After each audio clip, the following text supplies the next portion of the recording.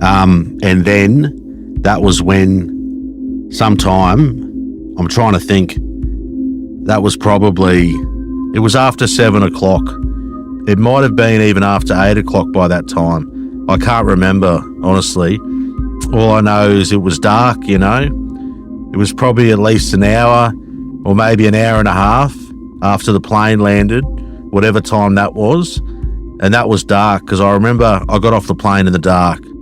Do you know, did you make any phone calls? No, I didn't make.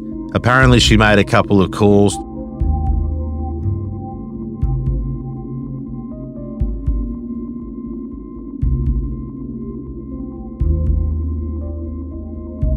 Oh, I see, yeah.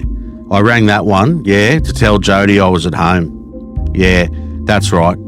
Yeah, I remember. Yeah, I rang Jody and said, okay, I'm back home now, you know, because I sort of come up now. I remember that's Jody and my brother. The one at 706? Yes, my brother. Yep. I rang my brother too, yes. That's my brother's number. Yeah, I forgot about that, yeah. We have been trying to confirm the arrival time in Ballina on May 16, 1993 of the flight which Jon Winfield boarded in Sydney earlier that day. It was a 70 to 80 minute flight. The airline Ansett Australia, which collapsed several years later, flew the route. For several days, I was tantalisingly close because of the discovery of an Ansett timetable for the months of September 1992 to March of 1993. But I didn't have the May 1993 timetable. We were close, no cigar. Here's why it might be crucial. It struck me that the timing appeared to make it very difficult, if not impossible, for Jon to have made those calls.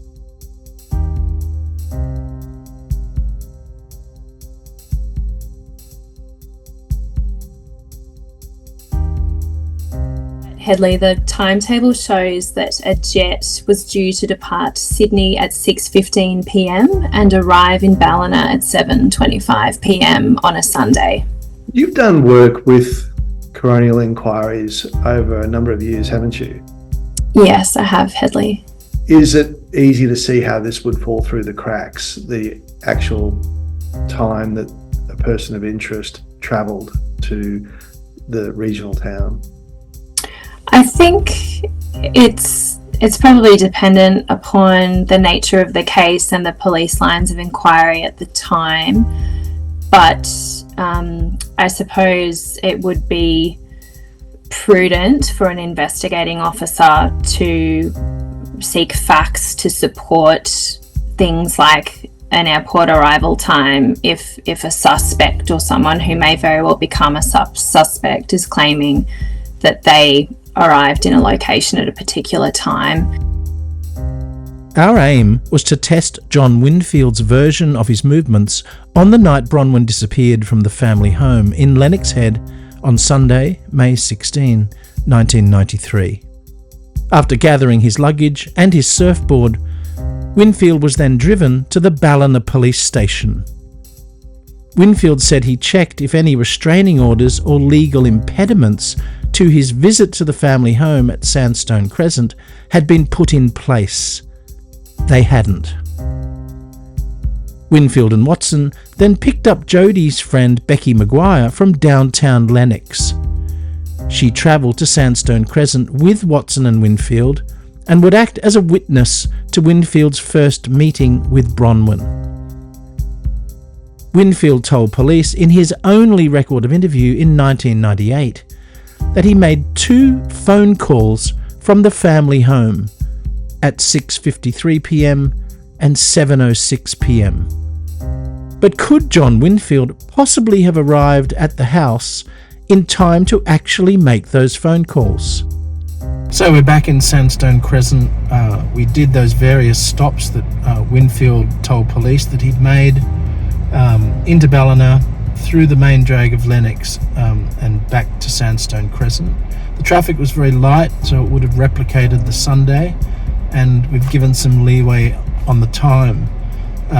But according to the stopwatch, that journey took precisely 56 minutes and 35 seconds. So just under an hour, and that journey was done. Our test suggests the answer is no, going by Jon Winfield's own timeline. He says his plane landed after dark at Ballina, and flight records show the aircraft didn't touch down until 7:25 p.m. on that Sunday night. Even if that flight for some reason landed an hour earlier, John still could not have made the journey to Bronwyn's house in time to make those calls.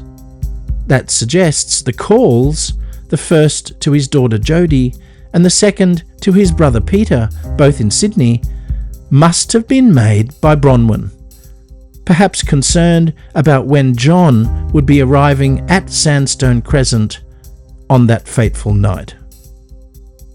Can you imagine being able to drive from the Ballina police station to Bronwyn's old house in Sandstone Crescent, Lennox Head, in 6 to 7 minutes? It's impossible. You know, it takes on average at least 15 minutes. There's no way around that. I mean, that's even with a clear run. I don't want us to count our chickens before they've hatched, but this is a really big loose end because John was adamant in his police interview that he made those telephone calls. Neither of them correspond on the timeline to Jonathan Winfield being in the house and physically able to make those calls. Do you have a view about how Bronwyn would have been responding and feeling when she knew that John's arrival was imminent? He was in the air. Well, the whole time in that lead up to her going missing, the biggest worry was him trying to take the kids. She'd have been worried about him turning up. For sure. Maybe it was in the hope that his brother and his daughter might be able to talk to him, and maybe she thought they might have had more clout with him.